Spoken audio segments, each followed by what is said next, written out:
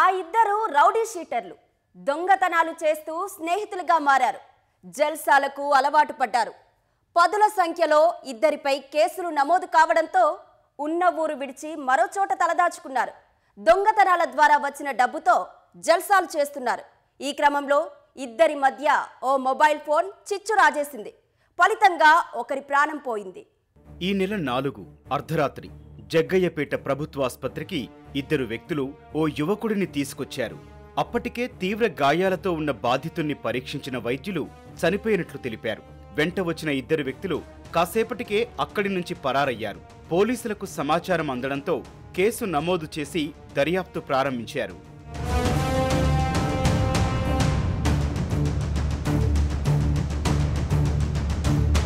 చనిపోయిన వ్యక్తిని జగ్గయ్యపేట ఆసుపత్రికి తీసుకొచ్చిన ఇద్దరు వ్యక్తుల్ని పోలీసులు పట్టుకున్నారు. విచారణలో ఆశ్చర్యకరమైన విషయాలు వెలుగులోకొచ్చాయి. చనిపోయిన వ్యక్తి విజయవాడ భవానీపురం పోలీస్ స్టేషన్ పరిధిలో ఉండే రౌడీ షీటర్ అలవాల నవీన్ రెడ్డిగా గుర్తించారు. చంపిన వ్యక్తి విజయవాడ కృష్ణలంకకు చెందిన రౌడీ షీటర్ పిల్లా సాయిగా తేల్చారు. వీరిద్దరికీ చాలా కాలం నుంచి గంజాయి సేవించే అలవాటుంది. పలు గంజాయి కేసుల్లో పిల్లా సాయి నిందితుడిగా ఉన్నాడు. కృష్ణలంక పోలీస్ స్టేషన్లో పోక్సో కేసు సహా గంజాయి, దొంగతనం ఇలా 14 కేసులు రౌడీ షీటర్ సాయిపై ఉన్నాయి. ఈ క్రమంలోనే మరో రౌడీ షీటర్ నవీన్తో కలిసి బెజవాడకు దూరంగా జగ్గయ్యపేట నియోజకవర్గం చిల్లకల్లు ప్రాంతంలో అద్దె ఇంట్లో నివాసముంటున్నాడు. పని నిమిత్తం వచ్చామని ఇంటిని అద్దెకు తీసుకున్నారు. స్థానికంగా ఉండేవారితో స్నేహం చేస్తూ జల్సాలు చేస్తున్నారు.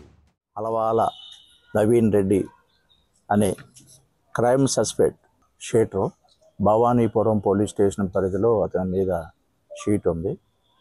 దానిపై జగ్గయ్యపేట సిఐ గారు, చిలకల్లు ఎస్ఐ గారు లోతైన దర్యాప్తు జరిపి వాస్తవాలు గ్రహించారు.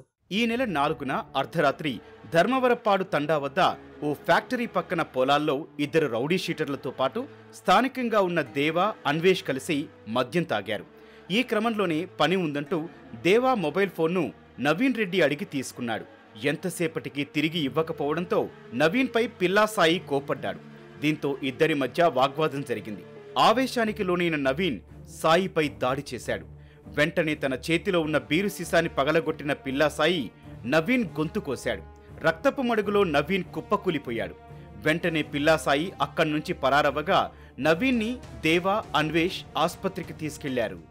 ఈ చనిపోయిన అవలాల నవీన్ రెడ్డి అలాగే కృష్ణలంక పోలీస్ స్టేషన్లో పలు నేరాల్లో ఇన్వాల్వ్ అయి అతనిపై రౌడీ షీటు ఉన్నటువంటి పిల్లా సాయి, వీళ్ళిద్దరూ చిల్లకల్లు గ్రామస్తుడు.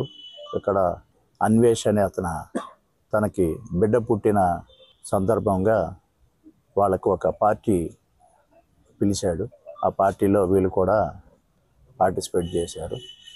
ఆ పార్టీలో మద్యం సేవించి ఒకరికొకరికి మాట పట్టింపు వచ్చి ఈ పిల్లా సాయి బీర్ బాటిల్ని బద్దలు కొట్టి ఆ పగిలిన ఆ బీర్ బాటిల్తో మృతుడు నవీన్ రెడ్డి కంఠం దగ్గర విచక్షణ రహితంగా పడడంతో అతను గాయాలకి రక్తపు గాయాలు రావడం, అక్కడ అతను పారిపోయాడు.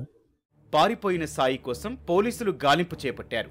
మొబైల్ వాడకుండా సాయి జాగ్రత్త పడుతున్నారు. ఎవరో ఒకరి మొబైల్ తీసుకొని సిమ్ వేసి మాట్లాడుతున్నాడు. సాయి వద్ద డబ్బులు లేకపోవడంతో సూర్యాపేటలో ఓ వ్యక్తి వద్ద మొబైల్ తీసుకొని స్నేహితుడికి కాల్ చేయగా పోలీసులు ట్రేస్ చేసి అరెస్టు చేశారు. ఈ సమయంలోనూ పోలీసులపై రౌడీ షీటర్ దాడికి దిగినట్లు తెలిసింది.